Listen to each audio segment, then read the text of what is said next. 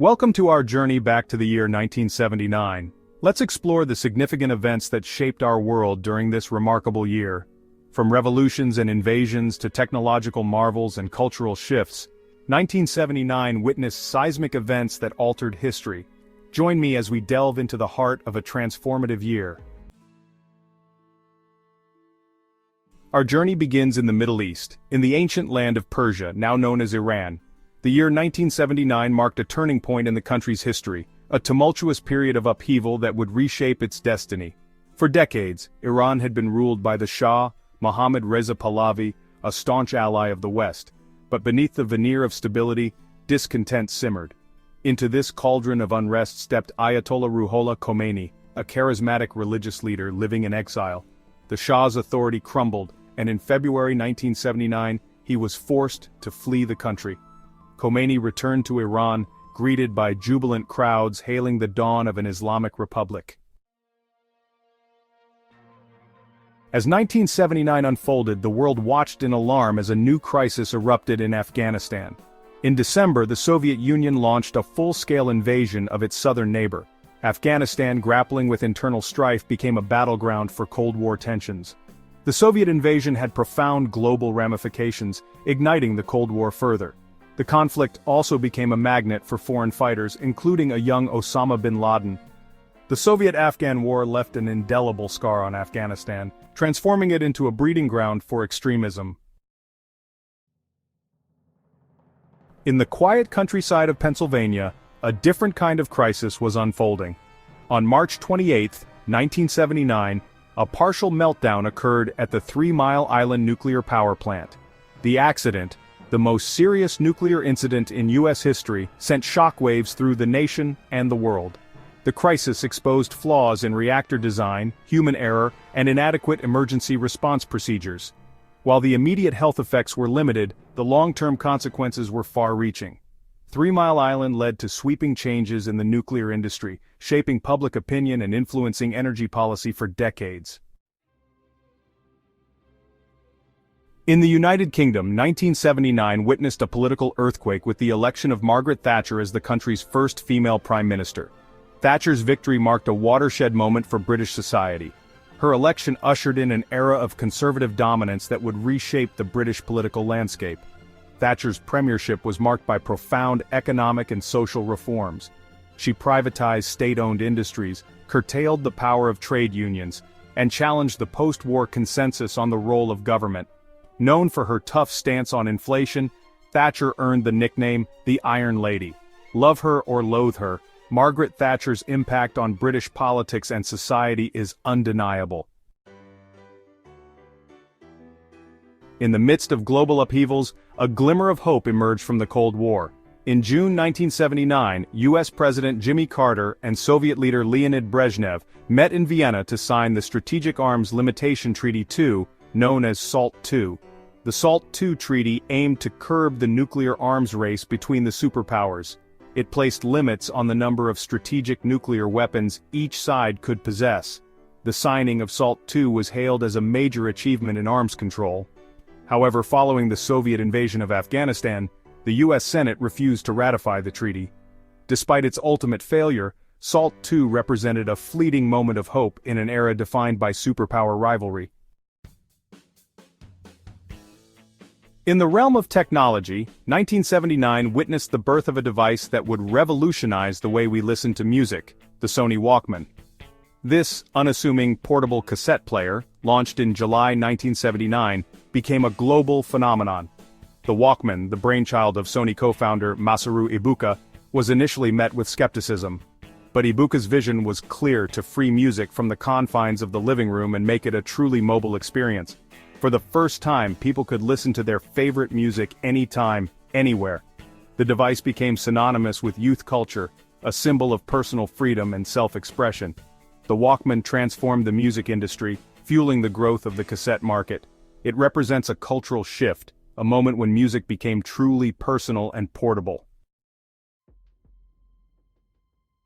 In the heart of Africa lies Uganda, a nation that endured immense suffering under a brutal regime. 1979 brought an end to one of the most brutal dictatorships in modern history. marking a significant turning point for the country. Idi Amin, the self-proclaimed lord of all the beasts of the earth and fishes of the sea, was finally ousted from power in Uganda after years of tyranny. Amin, a former military officer who seized power in a coup in 1971, had presided over a reign of terror that left an estimated 300,000 Ugandans dead, creating a legacy of fear and devastation. As Amin's grip on power weakened, a coalition of Ugandan exile groups and Tanzanian forces launched an offensive to liberate the country, bringing hope to a beleaguered population. On April 11, 1979, Kampala, the Ugandan capital, fell to the Tanzanian-backed forces, signaling the end of Amin's rule. Amin fled into exile, eventually finding refuge in Saudi Arabia, where he lived out the rest of his days away from the country he once terrorized. The overthrow of Idi Amin brought an end to a dark chapter in Ugandan history, paving the way for a new era of rebuilding and hope for the future. In the United States, 1979 witnessed a pivotal moment in the struggle for LGBTQ+ rights. On October 14, tens of thousands of people marched on Washington, D.C., demanding equal rights and an end to discrimination based on sexual orientation. The National March on Washington for Lesbian and Gay Rights was the largest gathering of its kind in U.S. history at the time. It marked a turning point in the gay rights movement, bringing the issue of LGBTQ+ equality into the national spotlight. The march drew participants from all walks of life, united in their call for justice and equality. They carried banners with slogans like, "Gay is good, and we are everywhere." The 1979 March on Washington served as a powerful symbol of the growing LGBTQ+ rights movement. In the realm of humanitarianism, 1979 saw a global icon of compassion recognized for her tireless work on behalf of the world's poorest of the poor. This year marked a significant milestone in the history of humanitarian efforts, as the world turned its eyes to a humble nun whose actions spoke louder than words. Mother Teresa, the Catholic nun who dedicated her life to serving the destitute and dying in the slums of Calcutta, was awarded the Nobel Peace Prize. Her acceptance speech was a powerful reminder of the importance of love and compassion in a world often filled with suffering and neglect. Born Agnes Gongsha Boyakshu, in what is now North Macedonia, Mother Teresa felt a calling to religious life at a young age. Her early years were marked by a deep sense of spirituality and a desire to help those in need, which would later define her life's mission.